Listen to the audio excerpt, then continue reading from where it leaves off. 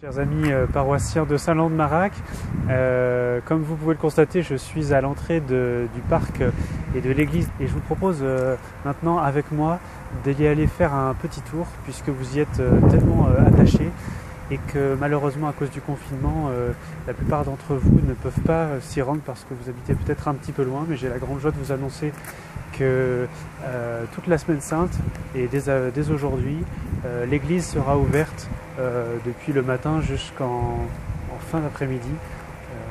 Entrez avec moi. Nous voici donc dans cette chère église. Évidemment, le Christ est présent partout et vous pouvez le prier de là où vous êtes, mais vous avouez tous que c'est plus compliqué, plus difficile d'être à distance des sacrements. Pendant la Semaine Sainte, les prêtres de la paroisse qui ont l'habitude de desservir cette église auront à cœur de vous associer tout particulièrement à chacun des offices.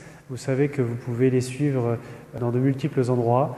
Je pense spécialement à la chaîne KTO, mais également aux messes qu'enregistre l'abbé de Mesmé, le curé de la paroisse, à Saint-André. Je pense que c'est un moment de communion un peu bizarre, mais très vrai, puisque nous nous appelons les uns les autres, nous prenons des nouvelles les uns des autres et nous prions les uns pour les autres. En ces temps de privation liturgique, vous savez que pour la fête des rameaux, nous ne pourrons pas nous rassembler. Cela dit, nous allons bénir un tas de rameaux que nous distribuerons à la première messe après le confinement, la première messe avec le peuple de Dieu, et nous le distribuerons comme nous y a invité notre évêque.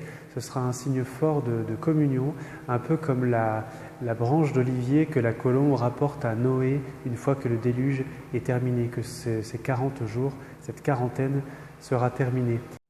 Alors, à quoi je vous invite pendant cette Semaine Sainte ?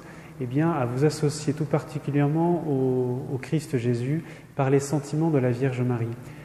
Elle est celle qui nous prend par la main pour nous accompagner et être au plus près de Jésus, de ce cœur brûlant d'amour qui a donné sa vie pour chacun d'entre nous.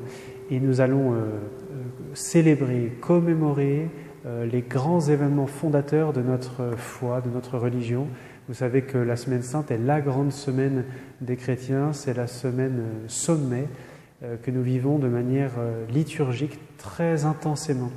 La messe chrismale qui est célébrée autour de l'évêque et au cours de laquelle tous les prêtres d'un diocèse renouvellent leur promesse d'obéissance, elle peut être reportée, donc elle sera célébrée plus tard, mais tous les offices doivent être célébrés à cette date si fondamentale de Pâques, la première lune après le printemps. Et donc, qui dit fête de Pâques, dit événement pascal, c'est-à-dire jeudi saint, vendredi saint, samedi saint. Notre Seigneur Jésus-Christ décide de prendre son dernier repas dans l'intimité de ses amis les plus proches et va leur laisser son testament. Il va leur laisser ce qu'il a de plus précieux. C'est là que nous fêtons l'institution de l'Eucharistie, que nous célébrons solennellement chaque dimanche. Et c'est là qu'il va laver les pieds de ses disciples. Vous ne pourrez pas, malheureusement, participer à cet office de manière sacramentelle. Peut-être le pouvez-vous de cœur, et peut-être même, dans certaines familles, procéder à ce rite de lavement des pieds, pourquoi pas. Vous pouvez, à l'occasion de la fête des rameaux, décorer votre maison avec des branchettes et célébrer vous-même l'entrée de Jésus à Jérusalem, qui entre dans votre maison comme dans une Jérusalem, dans votre cœur comme dans Jérusalem, pour en être le roi. Un roi d'humilité qui nous invite, nous, ces sujets, à l'imiter, à être nous-mêmes dans l'humilité et à régner nous-mêmes par le service des autres, le service de la communauté, le service de la société tout entière. Cette célébration du Triduum pascal n'aura rien de commun avec celle que vous avez déjà célébrée par le passé. Ce sera une fête toute intérieure et nous allons peut-être redécouvrir par là l'intériorité, la priorité du spirituel dans nos vies, que c'est là l'essentiel. Nous pouvons être des hommes et des femmes d'action qui vont changer le monde vers plus de bien et plus d'amour, uniquement si nous sommes branchés sur le Christ, uniquement si nous faisons passer le spirituel avant le temporel. Et cela nous remet un ordre dans nos journées, par exemple. Nous redire, est-ce que la prière a la première place dans mon agenda? Au cours du Triduum, nous allons célébrer la rédemption du genre humain par le Fils de Dieu fait homme. Il va donner sa vie librement dans la souffrance à cause de nos péchés.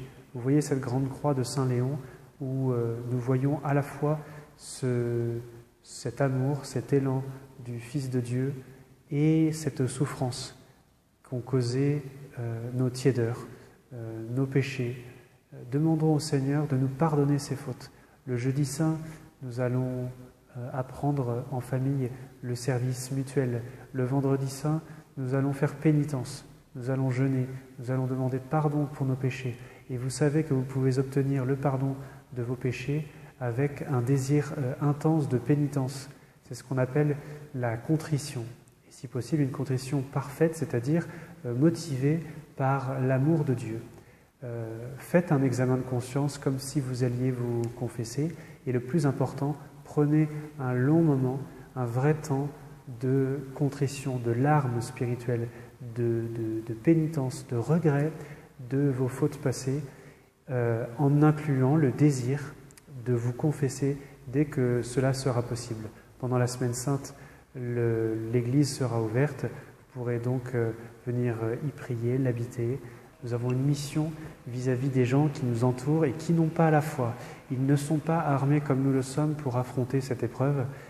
Nous pouvons être le ferment dans la pâte et être des évangélisateurs, c'est-à-dire des gens qui annoncent une bonne nouvelle. C'est la bonne nouvelle du salut, la bonne nouvelle que Dieu ne nous a pas abandonnés et qu'il est plus fort que la mort, que lui qui a traversé les souffrances par sa passion est ressuscité le 3e jour.